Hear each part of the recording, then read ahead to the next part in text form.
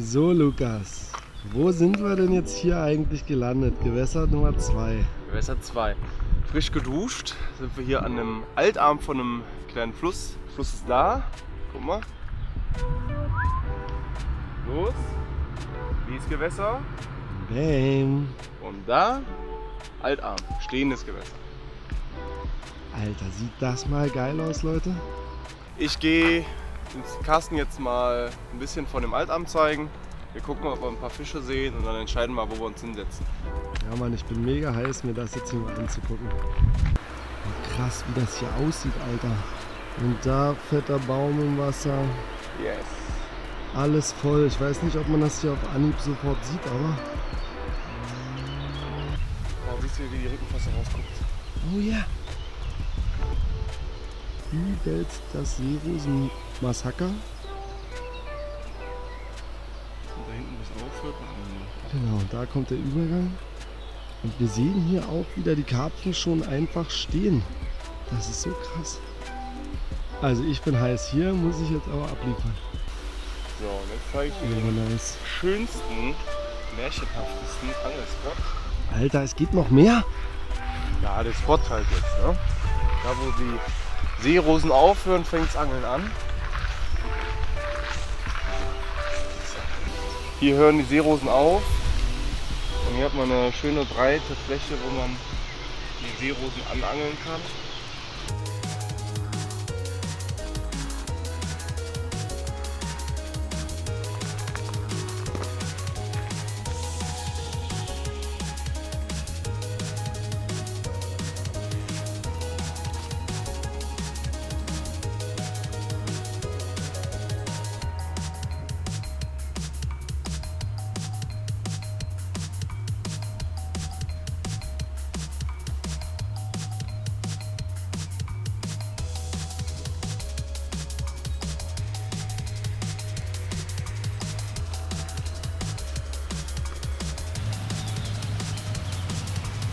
Ist doch schon wieder warm.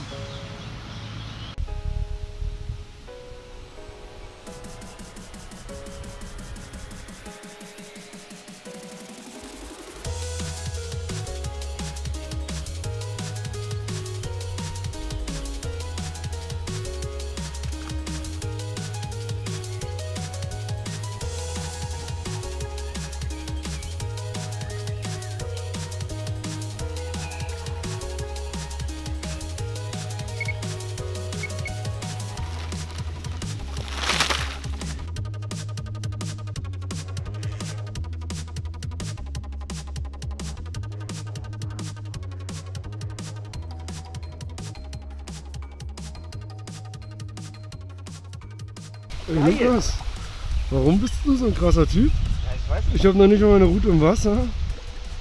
Hier noch die... Der ist. Also, ich habe mit kleineren Fischen gerechnet. Alter, Digga. Da steht der Fischer. Ja. Krass. Oh Mann. Super nice. Super nice.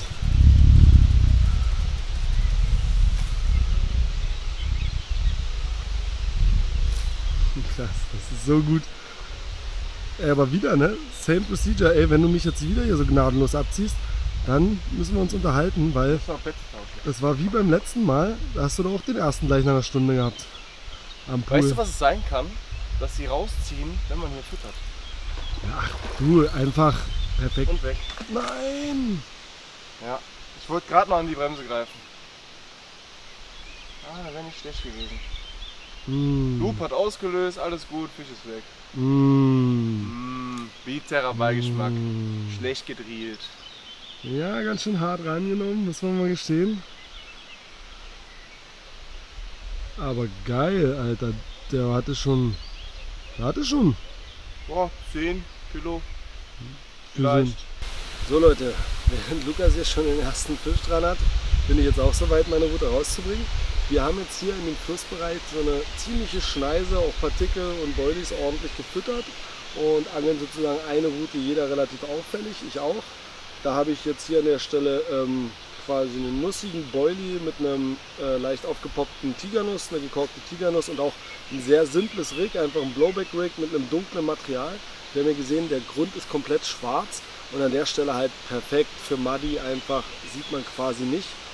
Und eine Sache, die ich nochmal spannend finde, erstens, wenn es darum geht, scharfkantige Steine, wir haben hier vorne richtigen Schotter gesammelt mit krass scharfkantigen Steinen, funktioniert einwandfrei und beim Zip eben durch diesen Hebeleffekt löst der auch einwandfrei aus. Den werde ich jetzt mal hier rauspendeln und wichtig auch bei dem Einspannen der Steine immer hochkant, dass der Stein auf den Grund ankommt, sich schön auf die Seite legt und alles liegt flach. Den pendel ich jetzt da drüben auch ans Ufer mitten in die Futterstelle, hau noch 2, 3 von meinen Hakenköderbollis rein und dann ist das mein erster Stadi.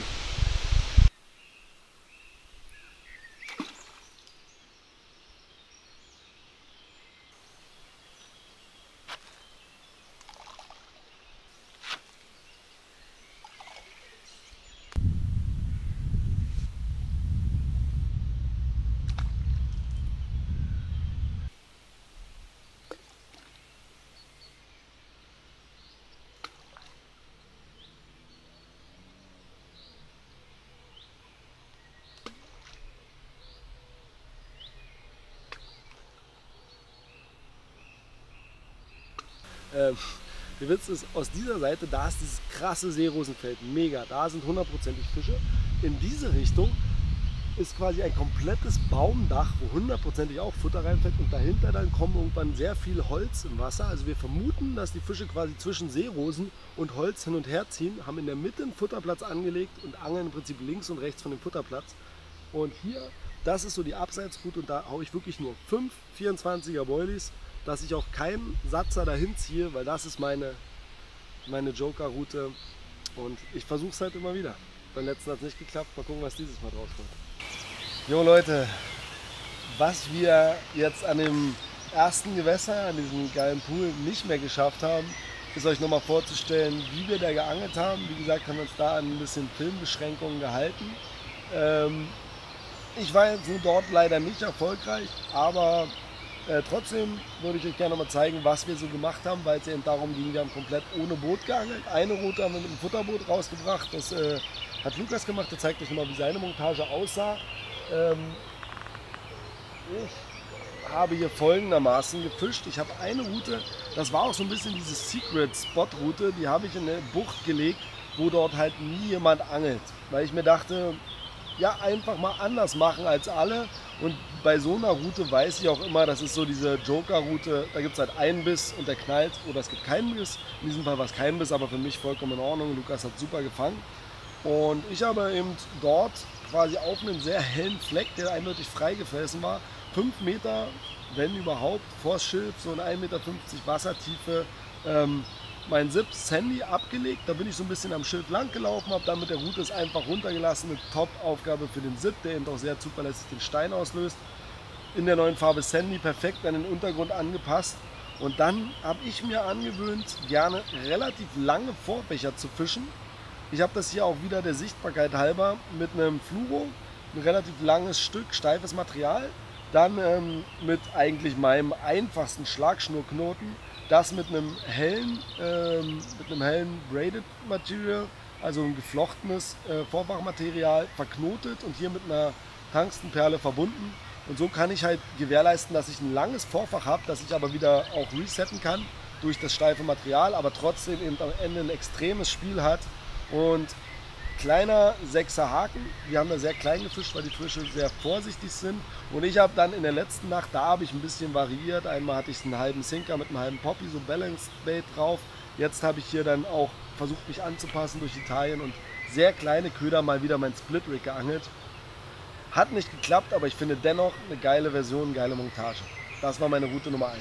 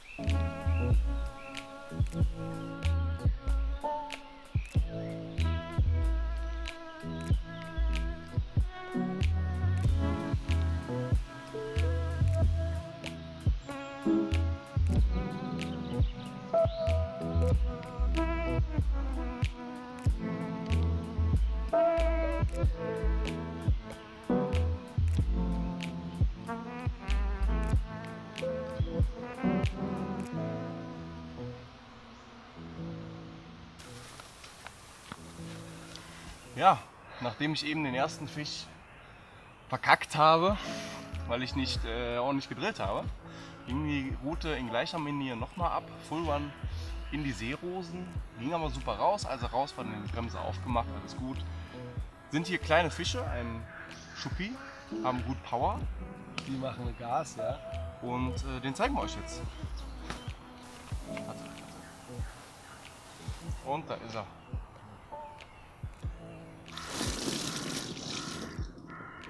Schöner, kleiner Schuppi. Mal sehen, wie die Durchschnittsgröße hier ist. Ich glaube, an Bissfrequenz wird es uns nicht mangeln. So wie es bis jetzt losgeht. Man kann einfach sagen, Herr Lukas hat es hier echt drauf. Kann man nur sagen, er hat auch hier natürlich den geilsten Spot sich rausgesucht. Ich fahre weiter meine harte Strategie. Ich bin ein sturer Hund.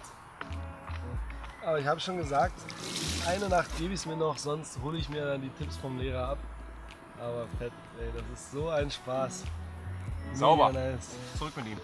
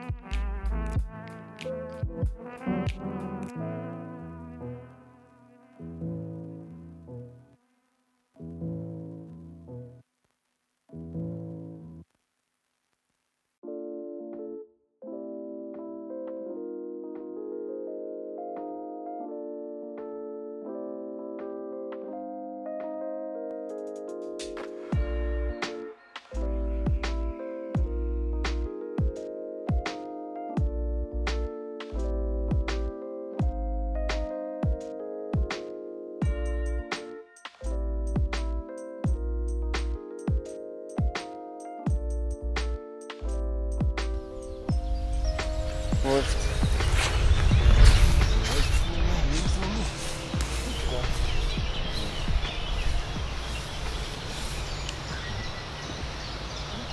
Ja, moin Leute. Das ist hier schon wieder echt so eine Story. Also einerseits einfach nur geil, aber ich bin um 5, glaube ich, wach geworden. Habe so den schönen Sonnenaufgang gesehen, gedacht, geile Timelapse, direkt mal gestartet. Und dachte, jetzt schläfst du weiter, auf einmal geht's los und ich sehe so ein paar kleine Blasen quasi genau auf meinem Spot und es hört nicht auf, ne? Also man sieht so richtig, wie die Fische da lang ziehen und alles umfliegen und ich konnte gar nicht mehr pennen, habe mir gedacht, okay, gleich muss die Route losgehen und ungefähr eine Stunde ging das weiter, es blubbert und blubbert und blubbert und meine Route geht nicht los und auf einmal der Lukas, der schön am Pennen. Schön am Pennen. Auf einmal geht seine Route los und er fängt halt einen Traumfisch. Traumfisch für das Gewässer. Fantastisch. Also ich muss gestehen, ich habe da echt viel Stabilität, aber langsam frage ich mich schon, ob ich irgendwie Scheiße an den Pfoten habe. Ich weiß auch nicht. Ich weiß noch nicht, was ich richtig mache. Das war jetzt nicht eine Montage, wo ich am meisten Vertrauen drin hatte. Also ich werde jetzt, glaube ich, auch nochmal irgendwie mir überlegen, was ich ändere oder was auch immer. Aber wie gesagt, hin und her, ich freue mich für jeden Fisch hier. Es ist mega geil und es geht ja in dem Video auch darum, ob ich die nun fange oder Lukas, ich denke, es geht ja auch darum zu zeigen, es funktioniert in jeder Bedingung, aber langsam muss ich gestehen, habe ich einfach Bock, mal meine Bissanzeige zu hören. Aber nichtsdestotrotz, lass mal diesen Traumfisch holen, Lukas. Yes. Geile Nummer. Der dritte Biss für mich hier am Gewässer und leider steht es jetzt fischtechnisch sehr gut für mich und nicht so gut für den Carsten. Ich freue mich natürlich, besonders weil dieser Fisch was ganz Besonderes für hier das Gewässer. Wir haben hier hauptsächlich Schuppenkarpfen gesehen, hatten bis jetzt auch nur 2 dran und hier werden hauptsächlich kleine Fische drin sein. Und die Perle wird wahrscheinlich zu irgendeinem Altbestand gehören. Ist jetzt nicht super schwer, aber wunderschön.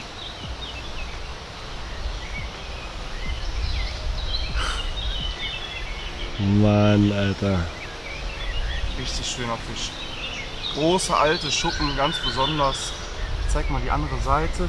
Obwohl das hier, glaube ich, schon die schöne war. Wie du schon sagtest, ne? richtig alte Haut auch einfach. Ja. Richtig alter Wenn man den von der Nähe sieht, der hat so richtige Dino-Haut, so richtige Falten. Also ein richtig geiler, alter Fisch. Super. Alter, guckt euch diesen Fisch an. Wie geil sieht der aus.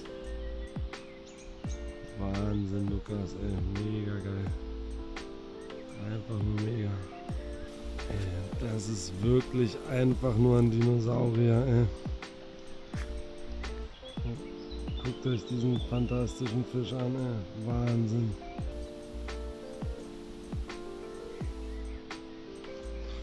Und aus diesem Gewässer auf jeden Fall auch schon einer der schwereren. Mega, Lukas. Petri.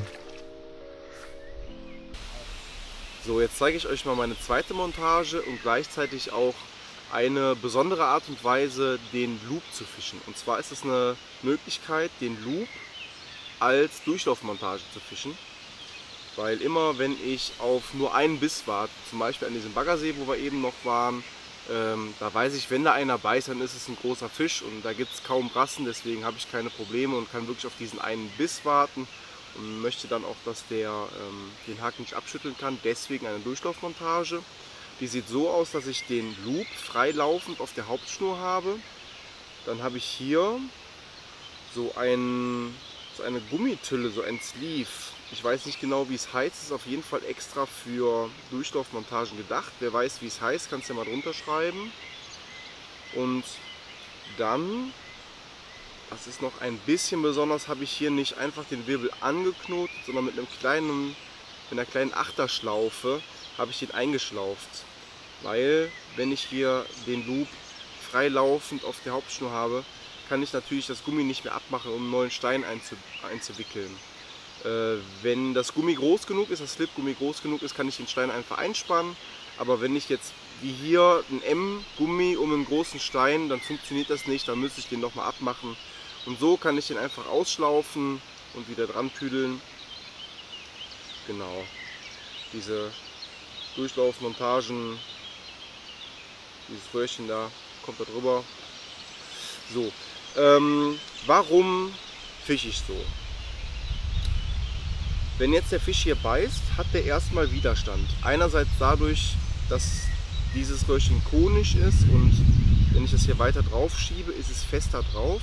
Andererseits, wenn es jetzt am Gewässergrund liegt und er zieht, dann drückt der Wirbel von dem Loop das ein bisschen zusammen und man hat auf jeden Fall Widerstand. Also der Fisch hakt sich. Wenn der Fisch dann aber zieht, und besonders erfahrene Fische, die fangen ja dann an zu schütteln und werden oft das Blei los. Das haben wir auch hier an dem Baggersee mitbekommen. Da hatte ich in einer Nacht 2 Fehlbisse und da gibt es einfach kaum Brassen. Also es müssen schon irgendwie Karpfen gewesen sein.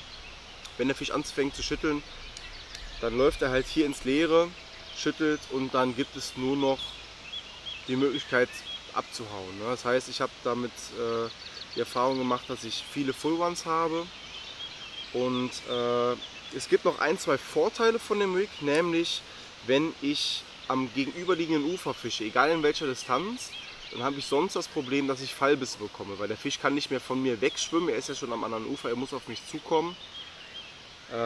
Wenn ich jetzt aber dieses Blei als Umlenkblei habe, dann beißt er, schwimmt in die Richtung von meinem Angelplatz und ich kriege es trotzdem mit. Das heißt, ich habe keine Fallbisse mehr, ich könnte mir also den Einhängebissanzeiger sparen. Ja, das ist schon mal ganz praktisch, das funktioniert auf große Distanz ganz gut, auf kurze Distanz funktioniert es auch, es lässt sich gut werfen. Ja, ich glaube, jetzt bin ich mit den Vorteilen schon fast am Ende. Das Rig hat natürlich auch ganz klare Nachteile. Ich kann das Rig nicht fischen, wenn ich viele Satzer habe, wenn ich viele Krebse habe, wenn ich viele Brassen habe. Weil wenn die hier dran nuckeln und das hier so rausziehen und dann ziehen sie es mal 10 cm raus, dann mal 20, ich bekomme es nicht unbedingt mit, bekomme einzelne Piepser und weiß einfach nicht, ob das Rig perfekt liegt. Das ist dann mies. Also ich kann es nur fischen, wenn ich wirklich den einen Biss bekomme. Und das heißt bei mir in der Praxis, ich nutze es auf kurze Distanzen fast immer. Wenn es da ein paar Piepser gibt, dann gucke ich kurz nach, hebe es nochmal raus, pendel es wieder rein. Das ist nicht so schlimm. Und auf lange Distanzen fische ich es weniger. Ich habe einen See, da gibt es auch kaum Brassen, da weiß ich, da gibt es dann Full Ones, da fische ich es auch. Sollte einfach mal ein Anreiz sein, den Loop auch mal anders zu fischen. Den kann man nicht nur im Safety Clip oder Heli, den kann man auch als Durchlaufmontage fischen. Und das ist besonders für scheue Fische, die schon oft mal Erfahrungen mit einem Blei oder mit einem Stein gemacht haben. Für die ist es ein schöner Tipp.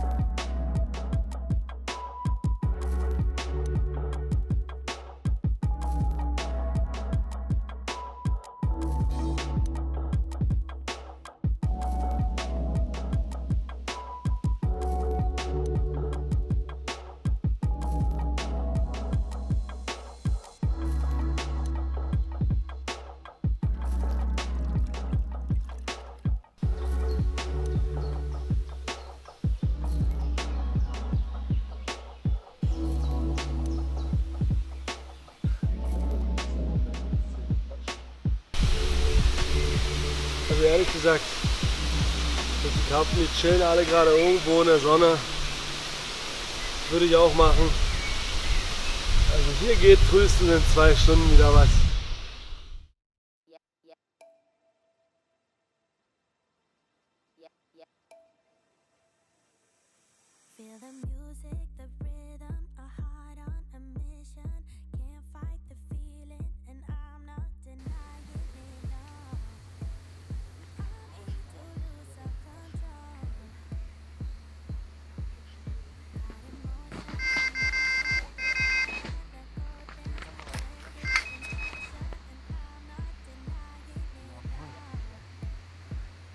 Ich habe den Graser am Start.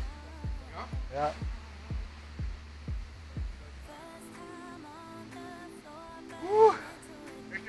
Ja.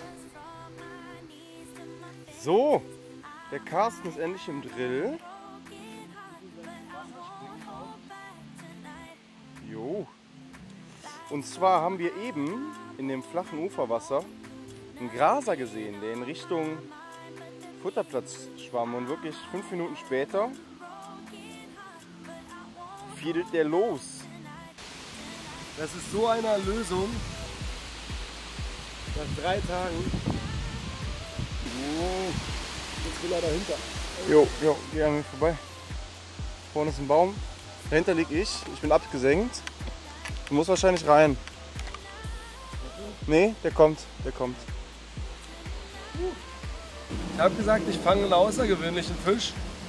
Und Lukas hat mir die ganze Zeit erzählt, Graser gibt es hier ganz weniger. Also ich stehe zu meinem Wort. Ah, ist nicht schlecht. Graser, den hätte ich jetzt auch gern. Und ich habe wirklich lange keinen Graser gefangen. Jetzt jeden Tag einen Graser fangen ist nicht so meins, aber ab und zu mal finde ich die schon geil.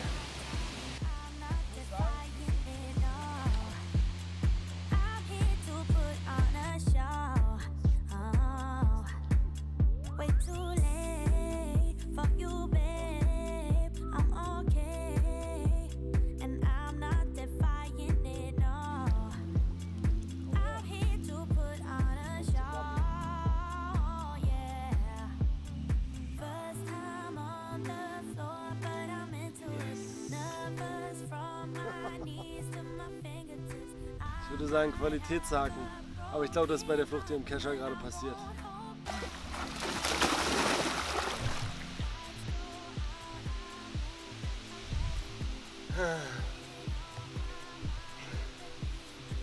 Ja, ich hatte einen Kescher, zählt als gefangen.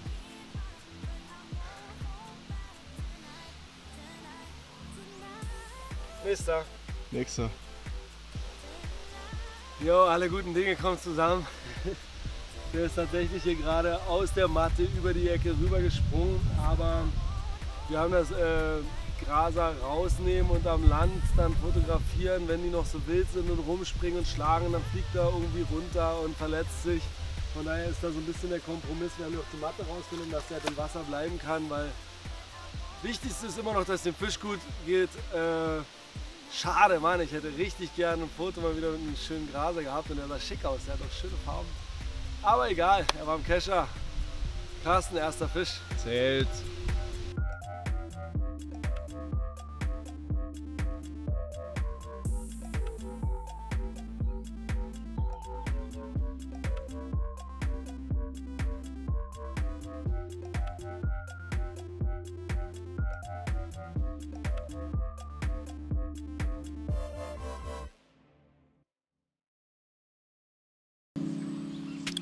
Boah, Leute, ich war gerade noch voll im Tiefschlaf, hab den Pieper gar nicht richtig gehört, aber unser Topmann Lukas ist schon wieder am Drillen. Kannst du die Route mal halten, dann zieh ich mir kurz die Warthose an.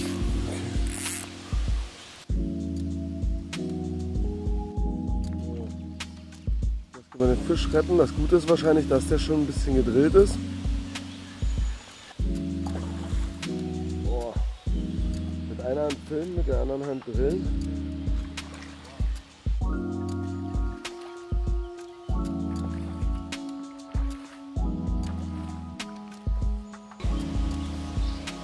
Frühstück ist schon unterwegs. Oh Mann, es läuft einfach.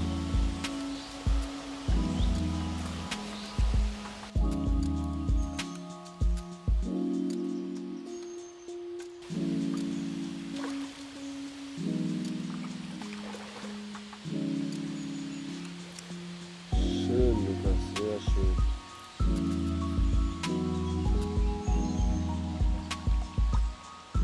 Und da gleitet er über den Kescherrand. Nice, Lukas. Oder willst du uns zufällig irgendwie über die Matte springen lassen? Ist nicht mein Stil.